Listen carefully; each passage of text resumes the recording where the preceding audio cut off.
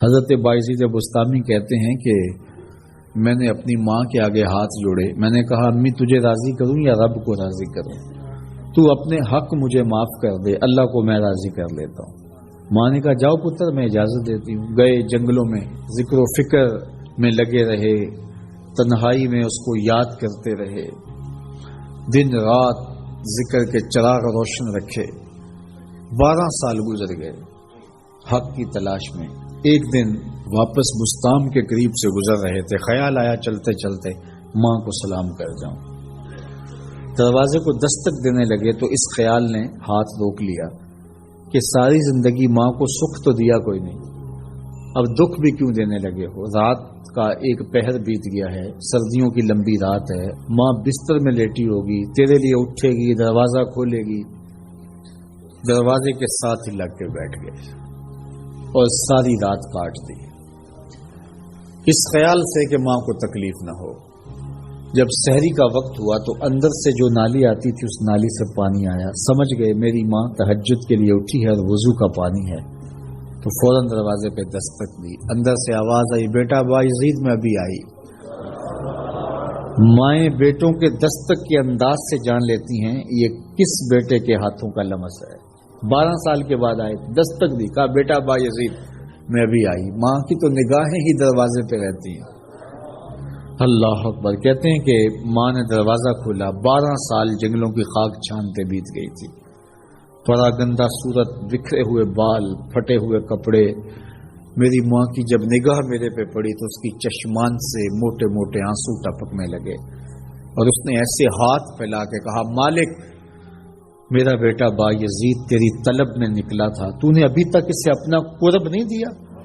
حضرت باعزید بستامی کہتے ہیں 12 سال کی ریاستوں سے جو کچھ نہیں ملا تھا ماں کے اٹھے ہوئے ہاتھوں سے مل گیا۔ میں نے کہا مالک میں تجھے کہاں ڈھونڈ رہا ہوں، تو کہاں موجود ہے؟ تو ماں باپ کی رضا اللہ کی رضا کا دروازہ کھولتی ہے۔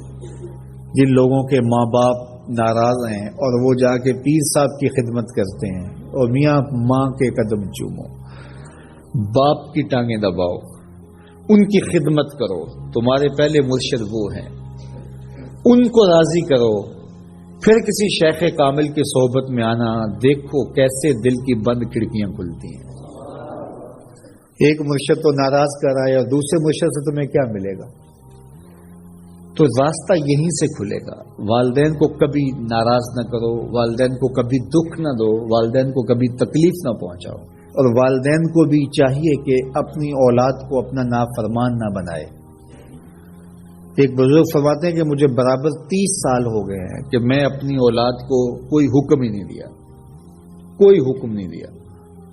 کوئی چیز مجھے چاہیے بھی ہوتی ہے تو میں بصیغہ امر نہیں کہتا، بلکہ ایسے ہی بات کر رہی ہوں، پانی چاہیے تو یہ نہیں کہتا بیٹا پانی لے کر آؤ، میں ویسے کہتا ہوں پیاس لگی ہوئی ہے، تو اگر وہ سمجھ جائے اور وہ خود لے آئے تو اچھی بات ہے، لیکن اگر وہ نہ لائے تو میں نے اس کو حکم ہی نہیں دیا، امر ہی نہیں کیا، تو اس امر کی مخالفت ہی لازم نہیں آئے گی۔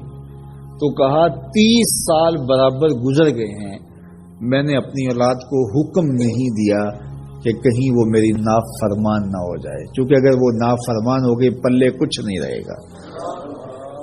جو اولادیں ماں باپ کی نافرمان ہوتی ہے وہ ہوا میں بھی اڑے، وہ چرخ پہ بھی جھولے، وہ زمین پہ گرنے والی ہوتی ہیں، کبھی کامیاب نہیں ہو سکتی وہ اولادیں جو ماں باپ کی گستاخ، بے ادب اور نافرمان ہوتی ہیں۔ وہی اولادیں سرخرو، کامیاب اور کامگار اور بامراد ہوتی ہیں جو ماں باپ کی خدمت کرتی ہیں، ماں باپ کی دعائیں لیتی ہیں۔ وہ ایک بچہ ماں باپ کے پاؤں دبا رہا تھا، تو ایک بچہ ایک بر اعظم میں، دوسرا دوسرے بر اعظم میں، تیسرا تیسرے بر اعظم میں بڑے بڑے کاروبار کر رہا تھا۔